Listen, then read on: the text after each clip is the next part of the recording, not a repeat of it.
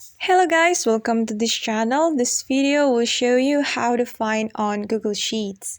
Okay, the first step that you have to do is, of course, you have to open your Google Sheets and then you should prepare your file. And then after you prepared for your file and you want to find a word or something on your file, you have to click this icon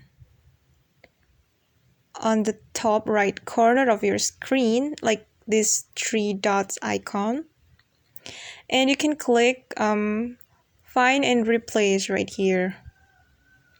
Okay, click find and replace, and then type a word that you want to find. Okay, I'm going to find this word, and okay, I have found this word right here. Okay, that's so easy, right? And you can practice by yourself. Okay guys, that's the tutorial from me. Thanks for watching and see you on the next video.